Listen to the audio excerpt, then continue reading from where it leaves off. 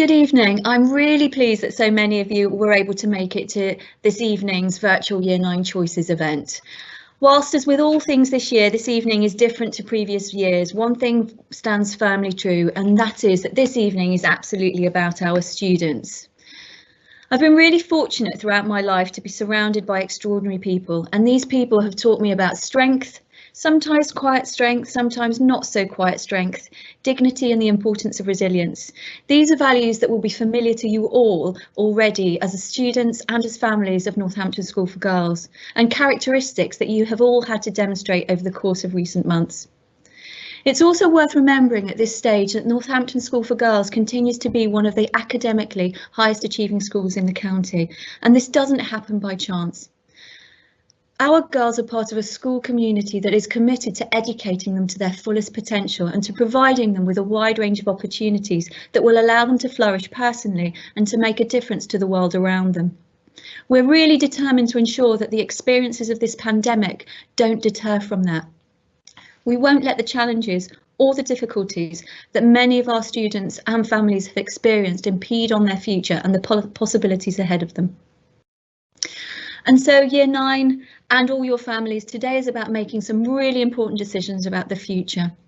This year marks a very important stage in your educational journey as you move ever closer to the crucial time of GCSEs and make some really important choices about what this next stage will look like for you.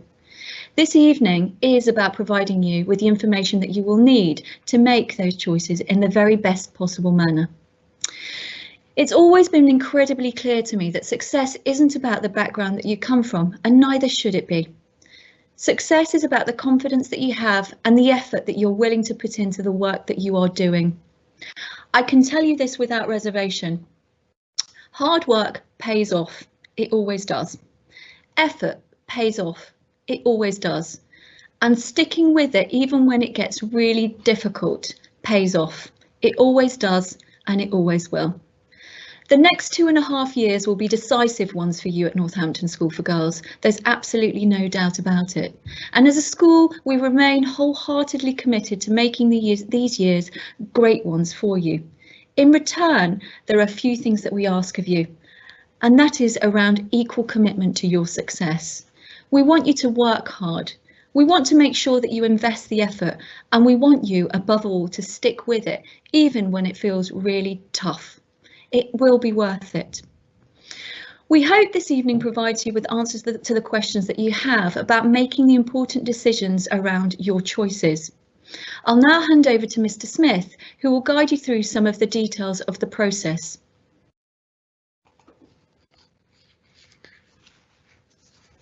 Good evening. I'm delighted that you've joined us, and I know from what the head said you'll pick up just how important an evening this is. And I have to say, for me personally, this is one of my favourite evenings of the year. I've never quite done it like this before, but I think we can all benefit from this in the usual way tonight. There's just a few housekeeping things that I want to mention before I plough on. First of all, to mention that you can use the chat facility on the call if you've got any general questions that you'd like to ask. We'll aim to answer as many of those as we can, either during my presentation or some of them we'll pick up at the end. I would expect we'll be finishing sometime between 6:30 and 7 if you have other plans. Should also add that the relevant slides from the presentation will be available on the school website, as well as a recording of this webinar, which is available for you should you need to watch it again, or if you need to pass it on to other family members who weren't able to join us. So that will all be there on the website later in the week. Okay, so welcome. I think we've already done that, but where are we? Well, you've just had, as a student, you've had a lot of subject information already in the last week or so. Last week you had Parents' Evening, and this week is National Careers Week, which a lot of information has been put out to students and will be put out to students for the rest of the week. So it's no coincidence that at this time you're involved in making choices that will affect your future. What I'm going to do is take you through details of the Key Stage 4 curriculum, including the rationale behind it, the core subjects that you'll all be studying, and then importantly the subjects that you choose from, and also how to submit your choices. So at NSG, it's very important to us that all students study a broad and balanced curriculum, and that's been true from year 7 right through to where you are now and further on.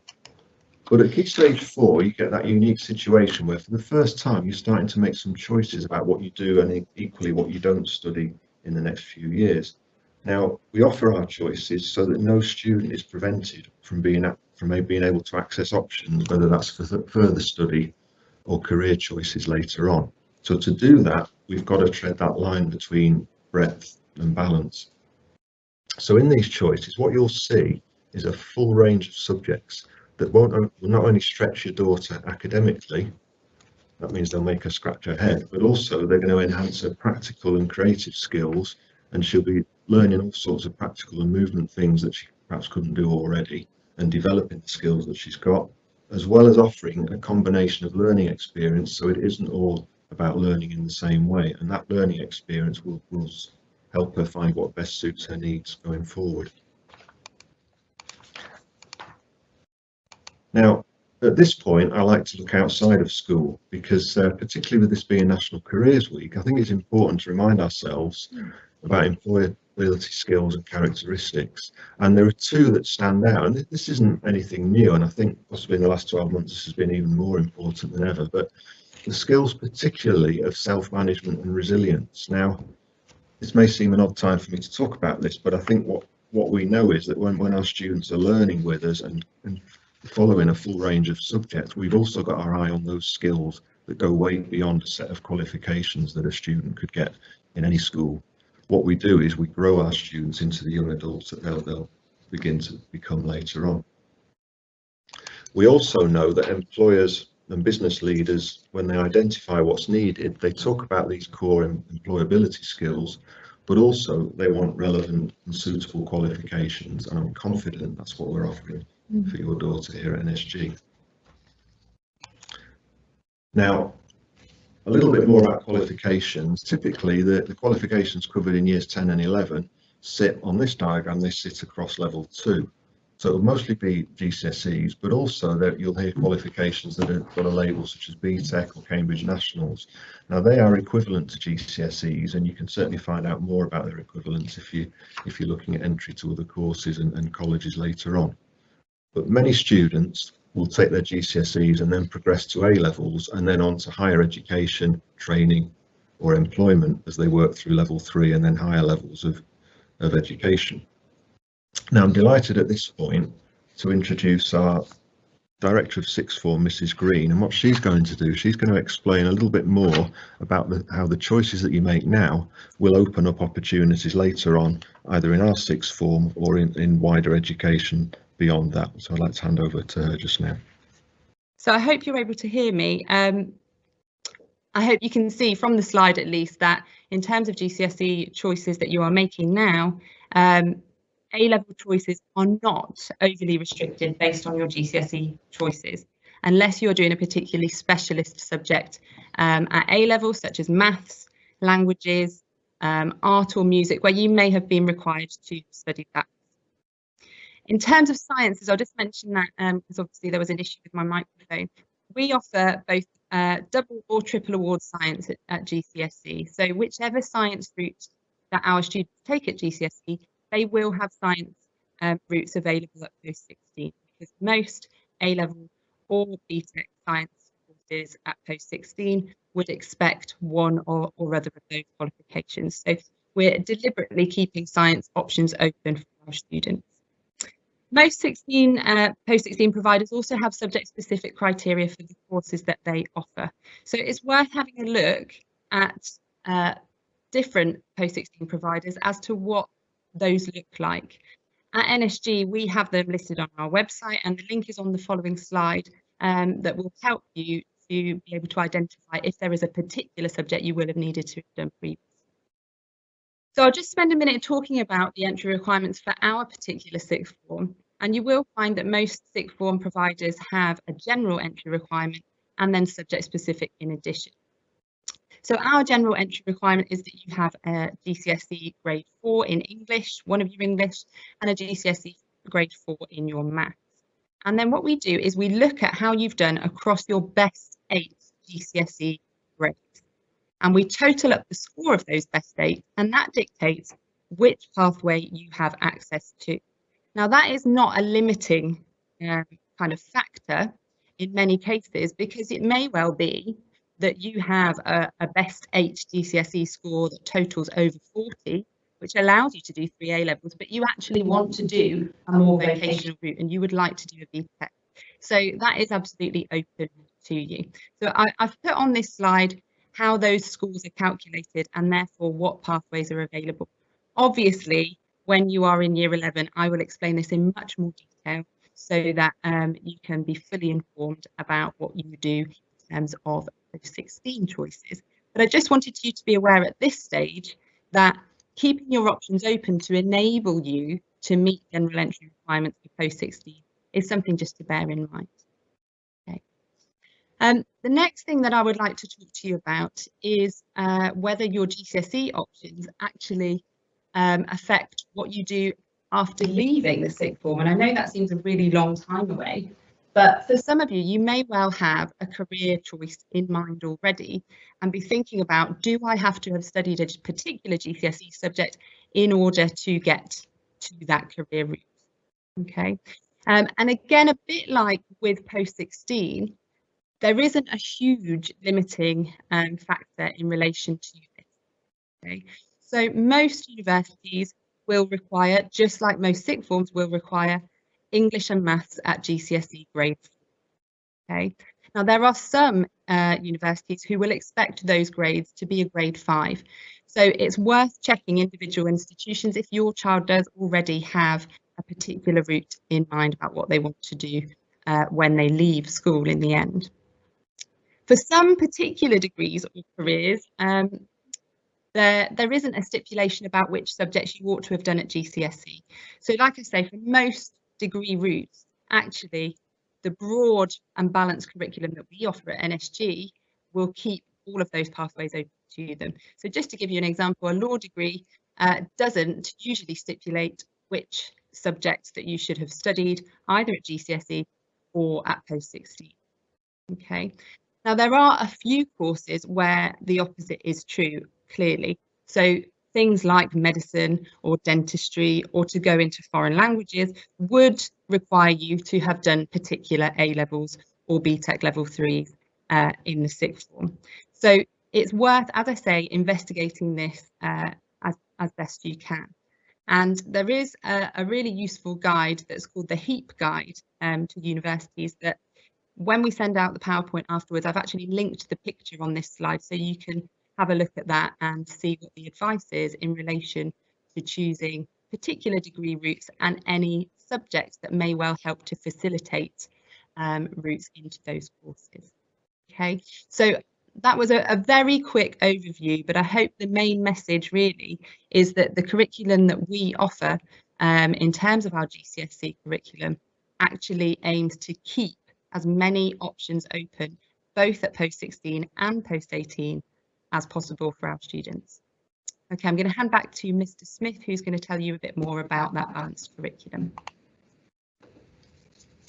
Hello again. Thank you, Mrs. Green. Wow, there's so much to think about at this stage and beyond. I think excitement is probably underplaying it. I know that the feeling we've normally had when we've run this event in the theatre and around the school is one of just sheer excitement and opportunity, and I hope that's coming across as well.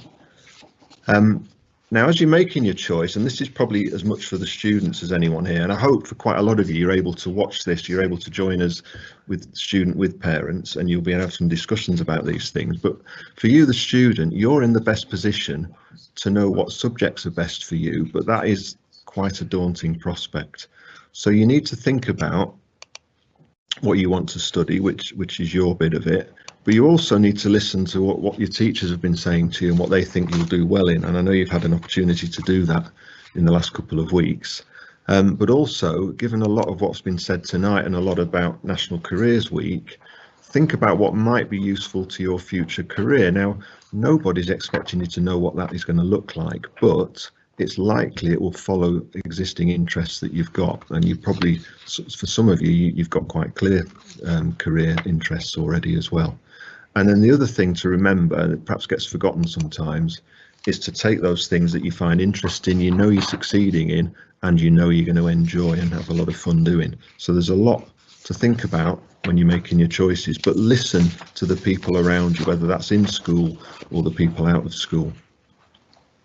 So picturing yourself now embarking on these courses,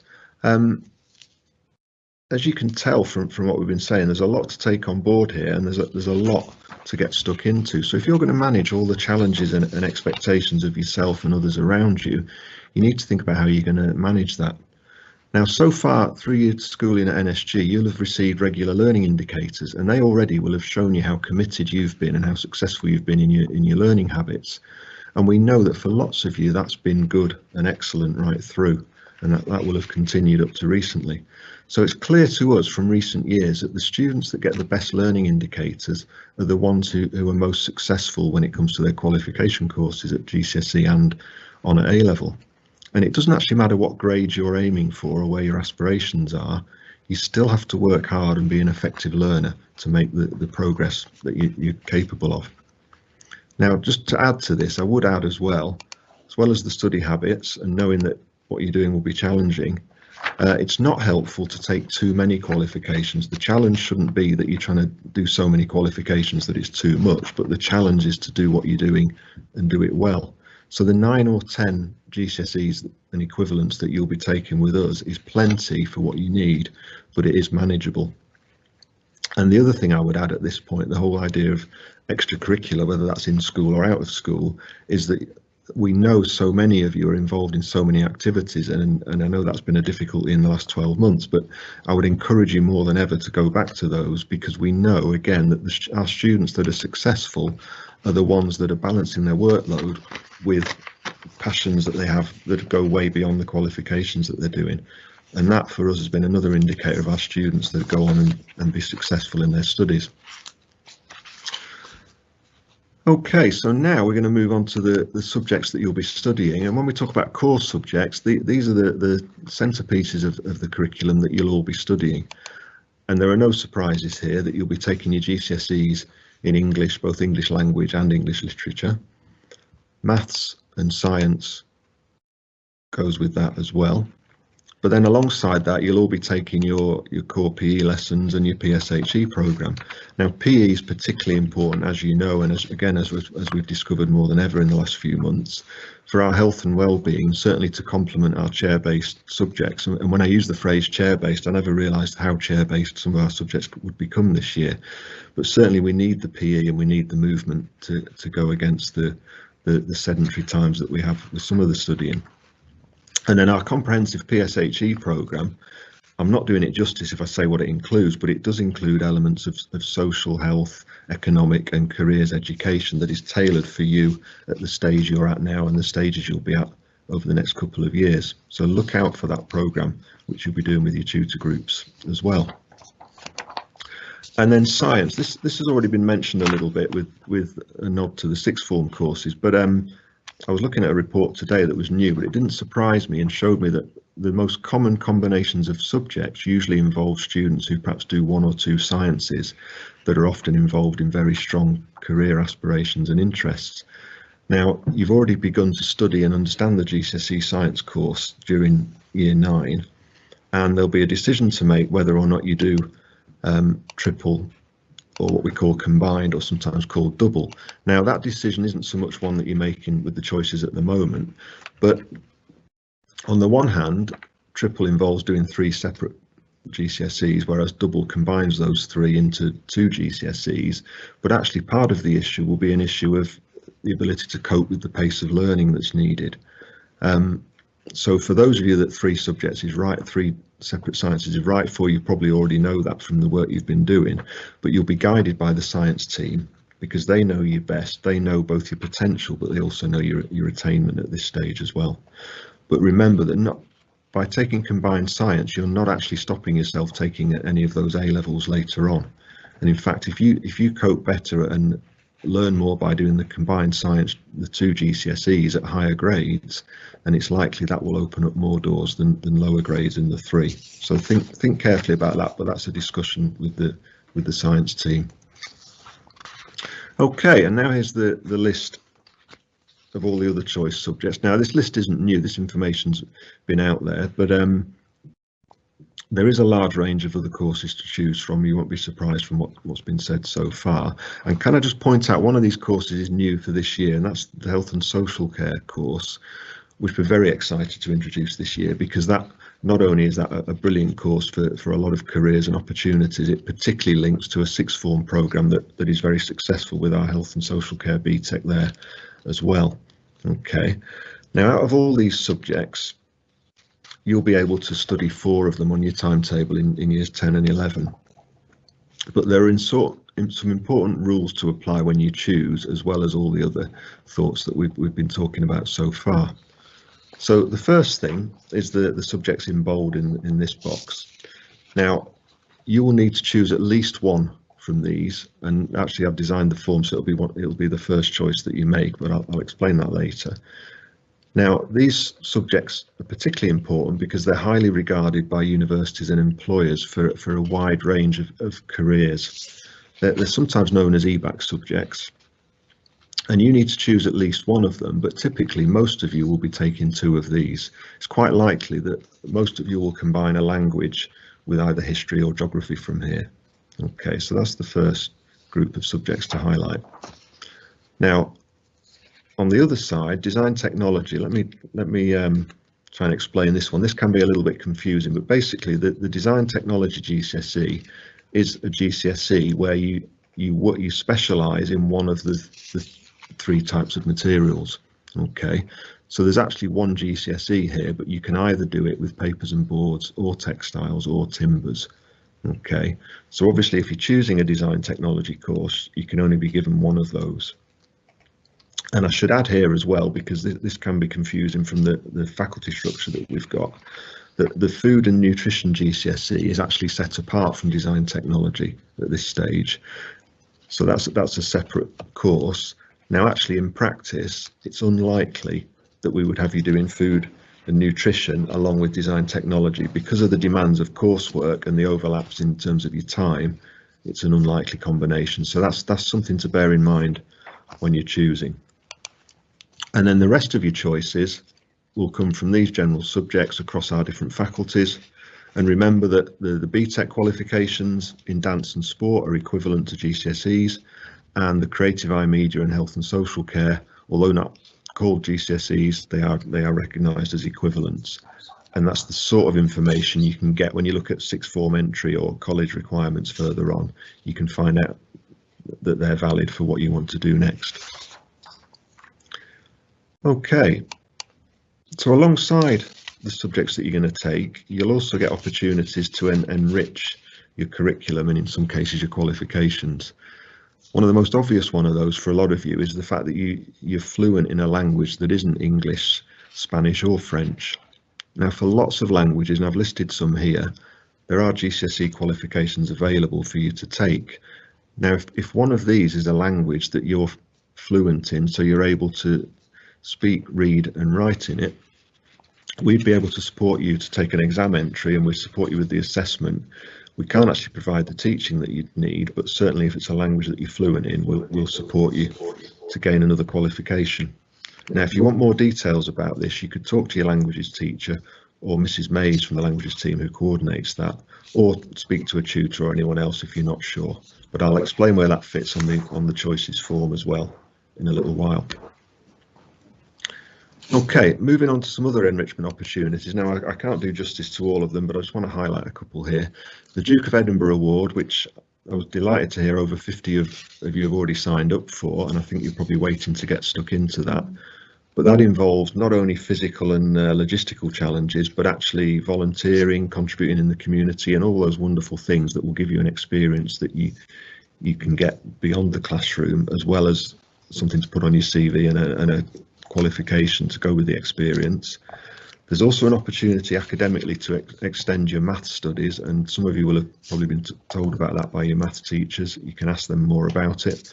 But further maths extends and it broadens your maths learning alongside your GCSE, and it will involve you in a little bit of independent work as well. But it's an excellent grounding if you're going on to study A-level maths and if that is a particular interest of yours. And in addition to these, there are all sorts of extracurricular activities that will be back on stream soon, where you can widen what you do during your time in years 10 and 11. Okay, now back to the choice subjects, just reflecting on this in a different way. Now I've assembled the subjects into blocks here. Now, because you're going to be taking 4 subjects, it might be helpful to think about how they're grouped. Now on here, we have faculties for humanities, languages, technology, and then sport, performing and expressive arts. And most of the option subjects fit neatly into one of those 4. So for most of our students, and that's been true recently, and I'm sure it will be true going forwards, a choice from each of those 4 faculties would give you a really good balanced curriculum, and it would set you up brilliantly for going on to your A-levels, to further study, whatever apprenticeships and other things that you do. And equally, it will give you the experience that's on a par with the experience that other students up and down the country are having as well. So that might be something you come back to if you're having trouble deciding which subjects to do and which to prioritise. Okay, so I just want to talk a little bit about the practical side of submitting your choices. Now, until this year, we've sent a paper form home and you've filled that in, and that's come in, and that's all been fine. Now, it was probably overdue for revamping anyway, so this year it's going to be done through Google Forms, which is familiar to all of you, I know, for all sorts of reasons in the last few years. But I should say this before we talk about how you put your preferences down. There will always need to be some restrictions on which subjects are available to you, depending on demand, how many students want to do it, depending on our staffing, and also the timetabling logistics at our end as well. However, despite that, we do aim to give as many students as possible the choices that they want within reason, and certainly in most cases we would aim to give students their first and second choices, and then draw on your third, fourth, fifth and sixth preferences for your other subjects. Either way, you'll be given 4 of your subjects to study from September, and it's likely we'll give you that information in June, later in the summer term, so you know what you're setting up for. So it's important that you make your preferences clear. Now I'm just going to show you on a different screen what the form looks like. So I'm just checking you can see what I can see. Right, I'm just sorry, just talk amongst yourselves, man. I will just swap on my other screen. Hold on. So we need to click on share. Yeah.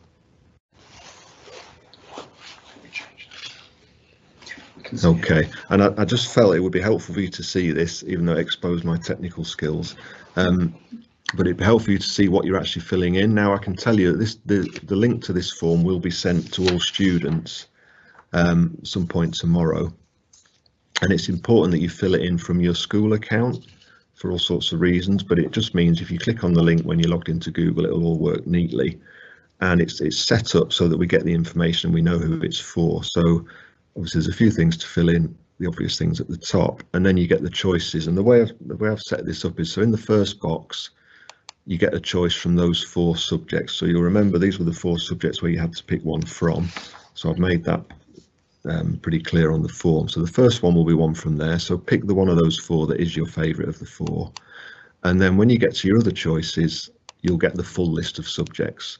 So if you're picking 2 of the initial subjects, the bold ones, then you can pick the second or third one in the next choices, and then that goes down all the way down to a 6th choice.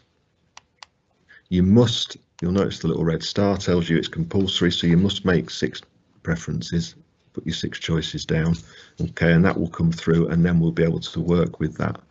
Now I can also tell you that your choices all come through together. So, and I'm just looking for guidance. I've just swapped screen to that one. Is that right? Does that come through to you? Or do I need to swap? No, we see it. Yeah. Okay, brilliant. So I'm just going to go back. There's a question on here I've put where you talked to us about the additional language. So if you've got a language that you're fluent in and you think there's potentially a qualification in it, you're not committing to anything at this stage, but I'd like you to choose yes on here, and then you'll get to tell us which the language is. Now, if you're someone who's got more than one language, so I've just filled this in, just for instance, I put Greek, but if you say there are 2 languages that you know you'd be able to do a qualification in, write them in there, and we'll have that information, and we will be able to contact you about that later in the term or later in next term. Okay, and then following that, there's a final box which looks like 1 line, but you can type and make it a lot longer, put a couple of paragraphs. There's the chance here just to put a little bit about your reasons for your preferences. Now, the reason that's helpful at this stage is, 1, it actually focuses your mind a little bit on why you're choosing what you're doing. But from our point of view, if we get to a point where we're trying to squeeze you into subjects and it's quite difficult to give students their 3rd and 4th choices sometimes, it can help us to know why you're wanting to do that subject and if it's linked to a career choice or if there's a particular reason. And equally, it helps us to know if you get to choice 4 and actually you put down 4, 5 and 6 and you don't mind which of those you get, that can equally help us, because there may be a student who is desperate to do something that you're quite happy to swap with your 5th or 6th choice. So just little things like that can help. And if we need to come back to you at all at any point, we will, because it may be if there's a problem with your choices, we'll certainly want to give you the opportunity to change. So we're very near the end of this. Just a couple of things to share by way of ending, and then I'll have a look. I think some of the questions have been answered already, which is brilliant, but there may be others. So let me just come back to that one. So we've talked about you make 6 choices, you'll get 4 of them. Now, in terms of timescale, I've extended it a little bit this year because, as you've seen from my presentation, some things take a little bit longer at the moment. So what I'm giving you is that once you get the form from tomorrow, you've got until Friday the 19th of March to submit it. Now, I can emphasise at this point, this is not a first come first serve service. There's no way we're going to be involved in that. What will happen is all your choices will be submitted from all the students by the 19th of March, and then we start to look at who's chosen what. Okay, and we deal with it on a fair basis then. Okay, and the reason you've got that time is because you've had a lot of information to take in. You've still got a bit of careers week to go, and there's all sorts of information coming at you. It just gives you time to think about what your choices are, and then perhaps have a second thought about it before you hit the submit button. Okay, so the details about the Google form will come out tomorrow, and then the deadline is 4 p.m. on the 19th of March, which gives you a couple of weeks. Okay, I've said a lot. I always think it's good to give the last word to the not current year 9 students, but previous ones. And I think, it's almost like I was putting words in their mouth, which I certainly wasn't. But these were some of the voluntary comments that I've had from students that have gone through this process in recent times.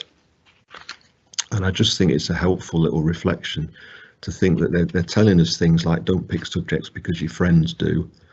And the comment about doing the homework the night you get it obviously reflects a student who realises something perhaps a little bit later than the middle of year 9 about how to keep on top of her work.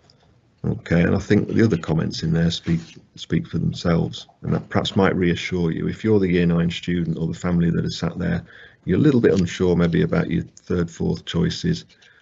That's not unusual. You're not the first, but think about it carefully, and then make your choices and go with it.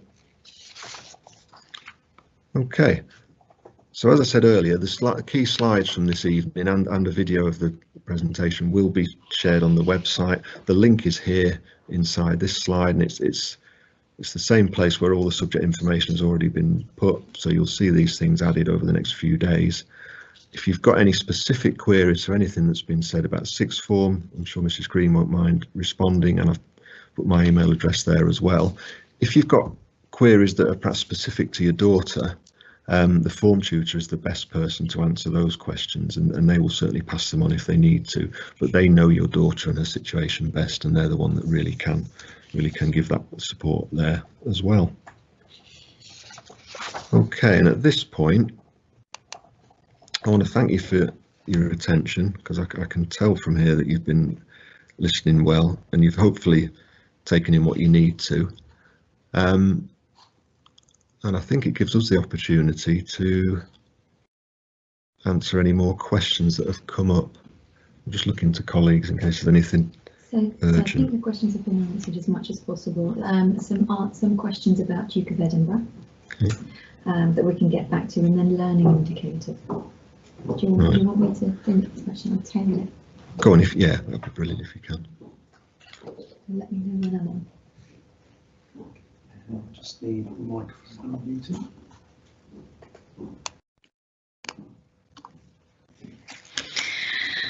Okay, I hope that proved useful. I did my utmost best to answer the many questions that came through on the chat. I think mostly they were being answered by Mr. Smith as I was busy typing along, but certainly there were a few that I think are worth mentioning now that we will come back to you on. The first one is around Duke of Edinburgh that appeared to be incredibly popular.